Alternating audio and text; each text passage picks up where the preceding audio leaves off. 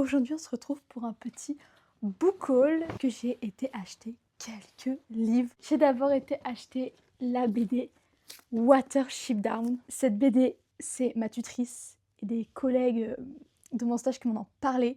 C'est une histoire de lapin et j'aime énormément les lapins. Peut-être parce que j'ai moi-même un lapin de compagnie. Les lapins, toute ma vie. Donc j'ai craqué sur la BD. Je crois qu'il existe aussi en roman, mais j'avais trop envie de voir la BD parce que je la trouvais magnifique. Elle est très très belle. Et voilà, je suis trop contente, j'ai trop hâte de le lire et de découvrir cette histoire de lapin, tout simplement. Ensuite, j'ai craqué pour un petit livre mystère qu'il y avait du coup dans la librairie où j'ai été. Donc, vous voyez, c'est super bien fait. Il y a des petits marque-pages, des petits goodies. Et à l'intérieur, ils mettent quand même un peu les tropes.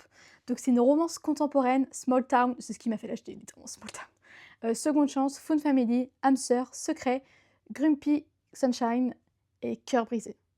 Donc à l'intérieur, on va l'ouvrir ensemble. Oh, je vais découvrir avec vous ce qu'il y a à l'intérieur. J'ai déjà quelques marque-pages. On n'en a jamais assez. En plus, c'est écrit « Le bonheur est dans les livres ». Totalement. Grand oui. J'adore. Oh, je suis trop fan.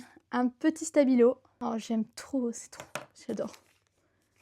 Oh, un truc avec des petits post-it. C'est trop mignon. Et donc, on va l'ouvrir ensemble pour savoir ce qu'il y a à l'intérieur. J'espère que c'est pas un livre de poche que j'ai déjà. Je pense pas en vrai. Ah, j'ai des petits stickers. J'adore. C'est de la maison d'édition Butterfly Plush, 10 ans plus tard de Laura Reed. Je connais pas du tout, j'en ai jamais entendu parler. En plus, c'est à l'occasion de la Saint-Valentin. J'adore, ça a l'air trop bien.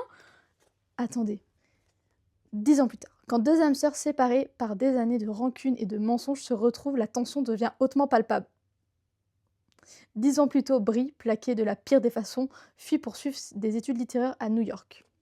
Aujourd'hui, son passé se rappelle à elle. À la suite du décès de sa grand-mère, la voilà de retour à Breckenridge, Jacksonville en anglais, je sais pas la prononcer, désolée. Entre retrouvailles avec sa meilleure amie et rencontres inattendues, elle se sent enfin à nouveau à sa place. Mais quelle n'est pas sa surprise d'apprendre qu'Ash, son ex-petite amie, dont elle est toujours amoureuse, hérite d'une partie de la fortune familiale. Pourquoi ne pas l'avoir prévenu de la maladie de sa grand-mère? Pourquoi s'est-il montré si cruel 10 ans plus tôt? Quel autre secret lui cache-t-il? Entre Brie et Ash, ça a toujours été une évidence, mais l'amour sera-t-il suffisant? Oh, j'ai trop hâte de le lire, je pense que je vais le lire courant février, genre, bah du coup pour la Saint-Valentin, totalement. Si vous l'avez, n'hésitez pas à me dire ce que vous en avez pensé. J'aime trop les petits livres comme ça, où en fait on ne sait pas comment c'est à l'intérieur et qu'on découvre.